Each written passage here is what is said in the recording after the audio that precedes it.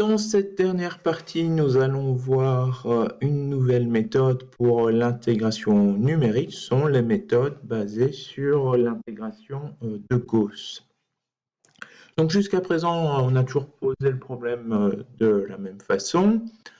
On avait n plus 1 point qu'on choisissait entre donc y0 jusqu'à yn et on approximait l'intégrale par une somme entre i égale 0 jusqu'à n d'un certain coefficient alpha i fois la valeur de la fonction en c yi, avec l'erreur de la méthode. Donc on avait uniquement une approximation grâce à cette somme. Donc les points ici étaient choisis de façon à avoir un intervalle entre deux points consécutifs, un intervalle constant. On cherchait à minimiser l'erreur E, et donc chaque méthode correspond à un choix de valeur alpha i. On a vu qu'au mieux on arrivait à obtenir une méthode d'ordre n plus 1, c'est-à-dire dont le terme d'erreur dépendait de la valeur maximale sur l'intervalle AB, de la dérivée n plus unième de la fonction f. Et donc si on arrivait à annuler la dérivée, on avait une erreur nulle. Et donc cette dérivée-là, elle s'annule si on a un polynôme de degré strictement inférieur à n plus 1. Et donc dans ce cas-là, la méthode est exacte. Par contre, si on est capable de calculer f en n'importe quel point, on peut faire varier les yi de manière à ce que la méthode soit d'ordre supérieur. Donc c'est ce qu'on va voir ici avec ces méthodes de Gauss, c'est qu'on va essayer non plus choisir des intervalles de longueur constante, mais essayer de faire varier les yi de manière à ajouter des degrés de liberté et ainsi d'augmenter l'ordre de la méthode. Donc si on prend une fonction f que l'on peut maintenant calculer en n'importe quel point, soit l le nombre de points de calcul, donc ici on va voir y1 jusqu'à yn points, attention on part plus de 0 mais on part de y1, et alpha 1 jusqu'à alpha n les coefficients correspondants à ces points. On va aussi appeler pk l'ensemble des polynômes de degré inférieur à k.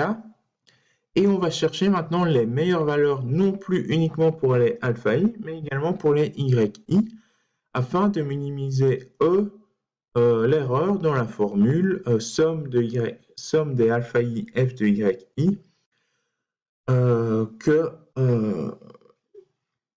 l'on utilise pour approximer notre intégrale. Donc on voit maintenant, comme on veut à la fois fixer les yi et les alpha i, donc à la fois choisir ces alpha i et les yi, on va avoir non plus n plus 1 degré de liberté, mais 2n degrés de liberté.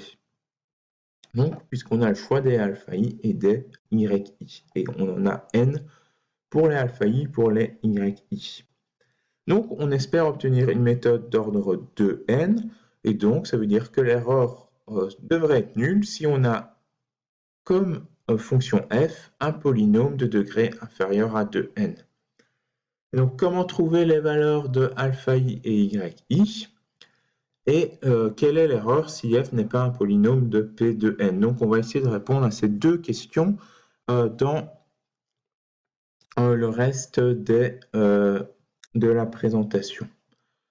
Donc, on va chercher les meilleures valeurs pour alpha yi, donc afin de minimiser l'erreur E. Ces valeurs dépendent des bornes de l'intégrale AB.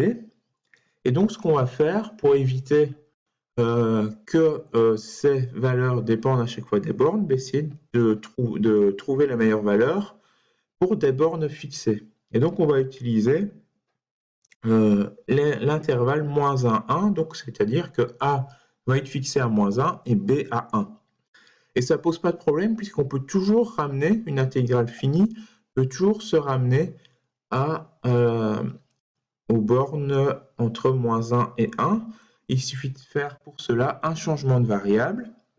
Et donc le changement de variable, il doit être tel que t donc, va être fonction d'une nouvelle variable que l'on va appeler u. Et donc comment trouver cette fonction? Il faut que quand t vaut a, il faut que U soit égal à moins 1. Quand T vaut B, il faut que U soit égal à 1.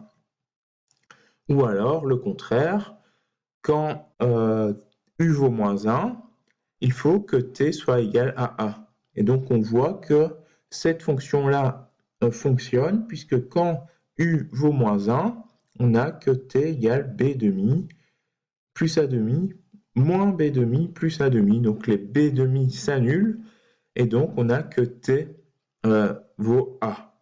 Quand U vaut 1, à ce moment-là, c'est les A qui s'annulent et on a T égale B. Donc ce changement de variable-là est approprié. Et donc on obtient comme nouvelle intégrale l'intégrale entre moins 1 et 1 de la fonction en U fois du. Et attention, le dt, la différentielle de t, ça donne, quand on dérive cette fonction-là par rapport à u, b plus a divisé par 2, c'est une constante, ça s'annule. Et on a donc maintenant la dérivée de b moins a divisé par 2 fois u qui donne b moins a divisé par 2. Donc c'est pour ça qu'on a ici ce terme b moins a divisé par 2. Donc on se ramène à cette intégrale entre moins 1 et 1. Et maintenant, on peut essayer de trouver les meilleures valeurs pour les alpha i et les yi. Donc on ne va pas étudier en détail comment obtenir ces valeurs. Je montrerai juste un exemple juste après. Mais en résumé, ces points d'évaluation y1 jusqu'à yn sont des racines d'un polynôme faisant partie d'une famille de polynômes orthogonaux. Les polynômes orthogonaux, c'est une suite de polynômes tels que deux polynômes consécutifs dans la suite, quand on fait leur produit scalaire, s'annule. Il y a plusieurs familles de polynômes, chacun est associé à une certaine forme d'intégrale.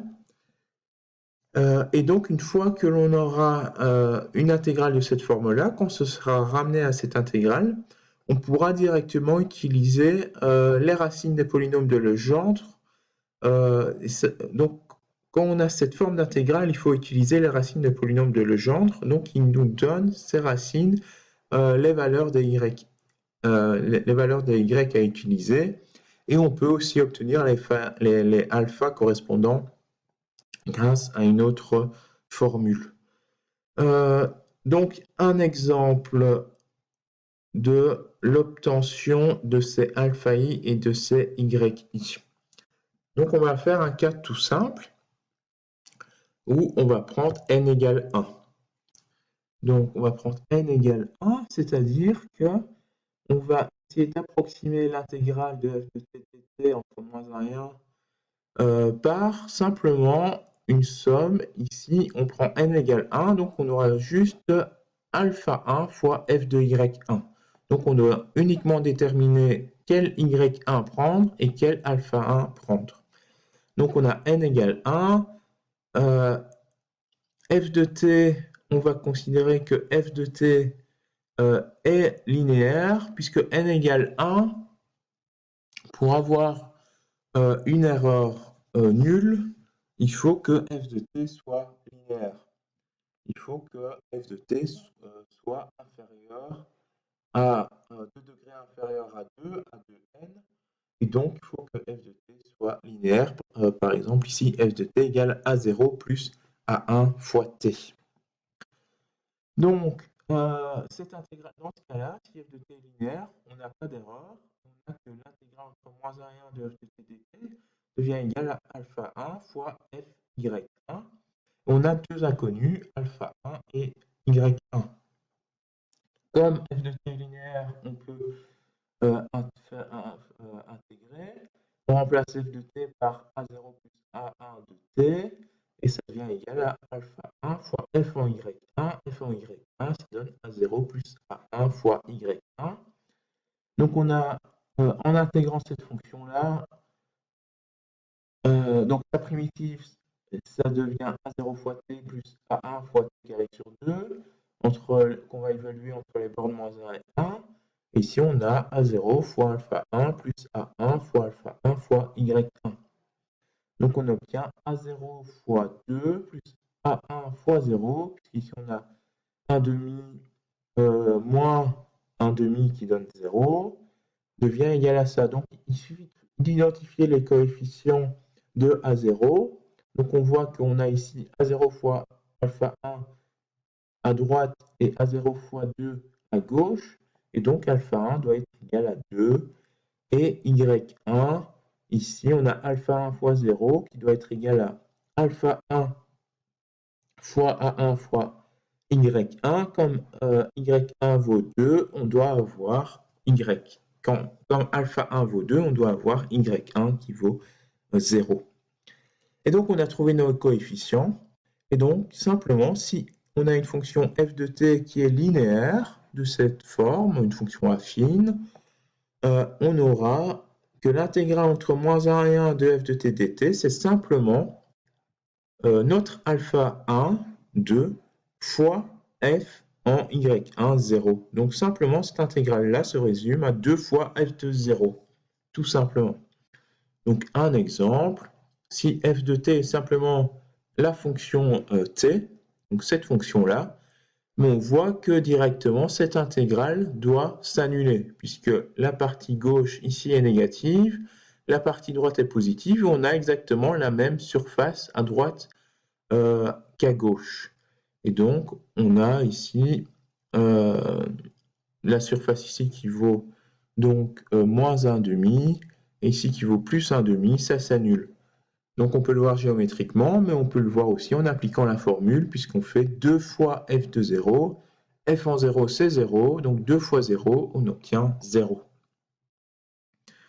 On peut faire ça avec une autre fonction. Par exemple, ici, la fonction 1 demi plus t. Et donc 1 demi plus t, on obtient cette fonction-là, c'est cette droite-là. Donc on passe par le point moins 1, 1 demi. On passe par le point 1, 3 demi. En 0, on est en 1 demi. Et ce qu'on voit, c'est que si on géométriquement, la valeur de l'intégrale, on peut l'obtenir, puisqu'on a toute cette partie-là à droite, et on voit que la partie à gauche s'annule. Cette partie-là est négative, cette partie-là est positive, on a la même surface, donc la partie à gauche s'annule, et donc à droite, on a simplement ce petit triangle-là, on peut le mettre ici à la place, et donc on doit obtenir une intégrale de valeur 1. On voit la surface ici vaut 1, 1 fois 1, on obtient 1. Et donc, en appliquant la formule, on obtient bien la même chose, puisqu'on fait 2 fois f en 0, en 0. En 0, f en 0, c'est 1 demi, donc 2 fois 1 demi, on obtient la valeur 1, qui correspond bien à la valeur de notre intégrale.